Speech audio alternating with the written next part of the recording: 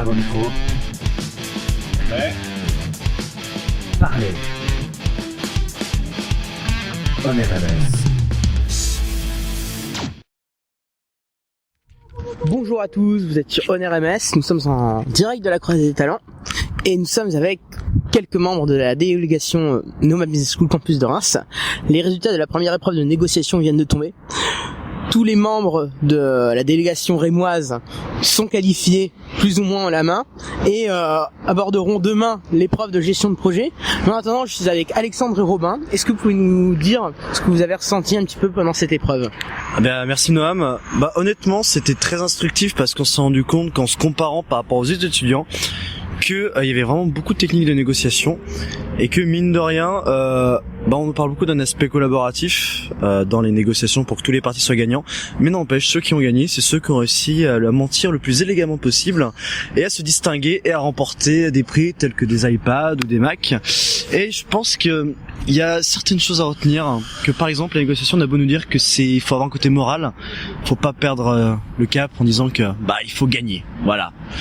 Après je vais laisser Robin dire son avis, mais voilà, c'est ce que je pense en tout cas. Effectivement, je suis plutôt d'accord avec Alexandre. La négociation était en deux parties. Une partie qui consistait à avoir son budget le plus proche de ses attentes possibles et une autre partie qui consistait à établir un budget en collaboration avec un de ses collègues. Et effectivement, j'ai plutôt apprécié la deuxième partie qui permettait vraiment de négocier et d'aller de l'avant sans avoir à mentir absolument à son collègue pour pouvoir gagner. Et c'était moins compétitif et plus intelligent, on va dire. D'accord, merci à vous deux. Donc on rappelle que parmi les 400 candidats du départ, 280 seulement ont passé cette première épreuve. On se retrouve demain pour l'épreuve de gestion de projet. Donc pour cette épreuve, par contre, ça sera un peu plus délicat parce que pour les 280 candidats restants, seulement 7 seront sélectionnés, 3 pour l'épreuve de Saint-Gobain qui regroupe 120 candidats et 4 pour l'épreuve d'Orange qui regroupe 140 candidats. Et nous voici donc après l'épreuve de gestion de projet où là malheureusement l'ensemble de la délégation rémoise s'est fait sortir de la compétition. Il reste cependant quelques camarades rouennais qualifiés dont vous aurez quelques témoignages juste après. Mais en attendant, nous sommes avec Alexandre et Robin encore une fois qui vont nous livrer quelques détails. Merci encore Noam, franchement déçu. Franchement je suis déçu tout simplement parce que on parvient à toucher du doigt quasiment la victoire parce qu'on perdra pas beaucoup de choses et tout ce qui est jeu de pouvoir, jeu de leadership dans des gestions de projets comme celle-ci, ça se joue à très peu de choses, dans le sens où suffit qu'il y en ait un qui se démarque un peu plus, suffit qu'il y en ait un qui ait une idée ou qu'il réussisse par exemple à se créer des amis ou avoir des contacts au sein du groupe et ça passe. Et la gestion de projet, pour résumer en quelque sorte, c'est qu'on avait un cas d'entreprise où les équipes devaient se réunir, trouver des idées et proposer un plan cohérent afin de convaincre le public, car chaque étudiant, un étudiant de chaque table, il y avait une table de 10, allait représenter son équipe et son idée devant un public qui allait sélectionner ceux qui allaient arriver en demi. Et pareil que toi Noam, je le sais, tu as perdu à une place près pour passer dans le public. Moi c'est pareil.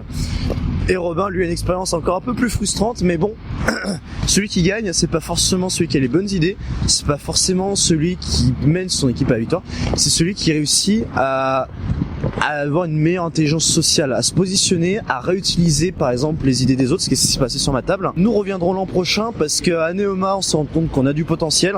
Ceux qui ont gagné juste après, honnêtement, sont loin d'être extraordinaires.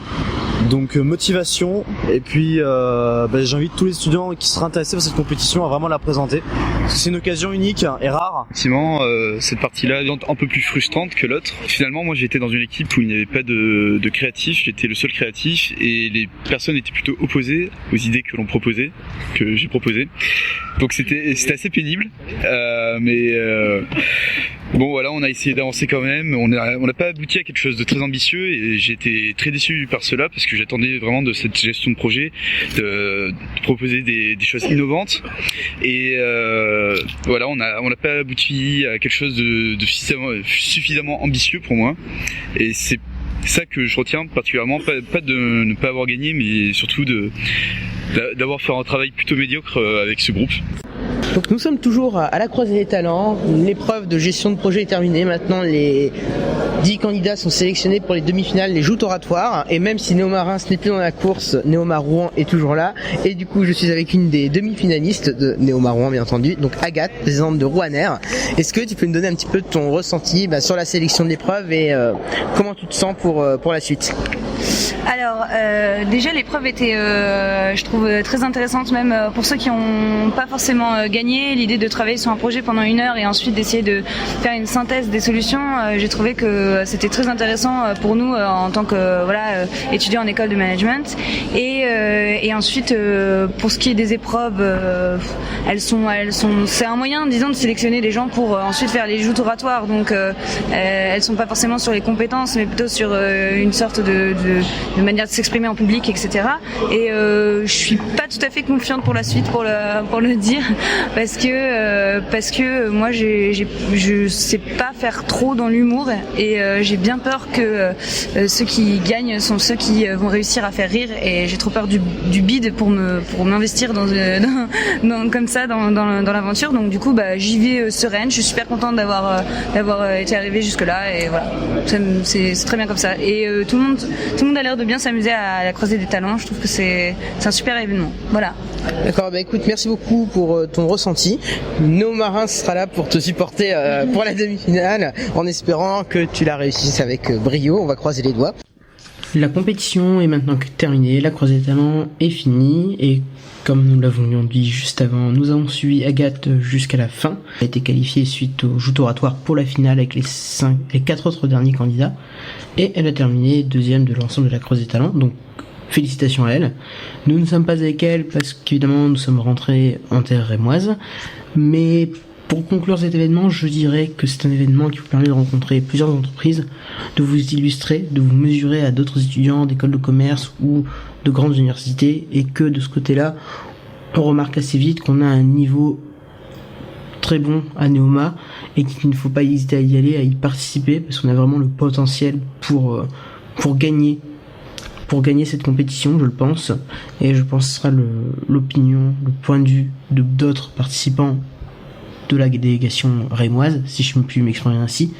Donc l'année prochaine, n'hésitez pas à y participer, tentez l'aventure. C'est 2 jours assez exceptionnels, dont vous pourrez profiter pleinement, même s'ils seront un petit peu fatigants, et avec beaucoup de lots à gagner, et parfois des stages à la clé si vous les illustrez bien. C'est terminé pour cette émission Vie de l'école sur la croisée des talents. Vous pouvez retrouver cette émission et beaucoup d'autres sur notre chaîne YouTube OnRMS, et on vous donne rendez-vous la semaine prochaine pour une nouvelle émission Vie de l'école.